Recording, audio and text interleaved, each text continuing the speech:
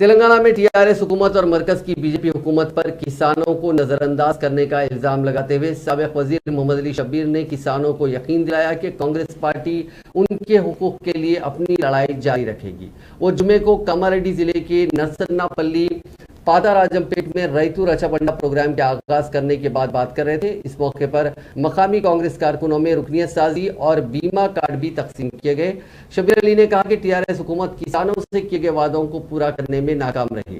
انہوں نے کہا کہ کروڑوں روپے تک کے فصلی قرضے کی معافی کا وعدہ کیا گیا تھا، ہر کسان سے 1 لاکھ روپے تک کا قرض معاف کرنے کا وعدہ کیا گیا تھا۔ اس کے نتیجے میں کیونکہ قرض ادا نہیں ہوئے، اس کا نتیجہ یہ نکلا کہ بینک کسانوں کو ان کی پیداوار کے لیے ادا کی گئی رقم کو وڈرا کرنے کی اجازت نہیں دے رہی ہے۔ انہوں نے کہا کہ ریاستی حکومت کی طرف سے ریتو بندھو کے نام پر جو مالی امداد دی جا رہی ہے وہ بڑھتی ہوئی لاگت کو پورا کرنے کے لیے کافی نہیں ہے۔ انہوں نے کہا کہ یہ ٹی آر ایس حکومت کی لاپرواہی کی وجہ ہے کہ تلنگانہ کا ایک بھی کسان اپنی فصل کا بیمہ نہیں کروا پا رہا ہے۔ مزید انہوں نے کہا کہ دھرانی پورٹل کی وجہ سے لاکھوں کسانوں کو مسائل کا سامنا کرنا پڑا ہے۔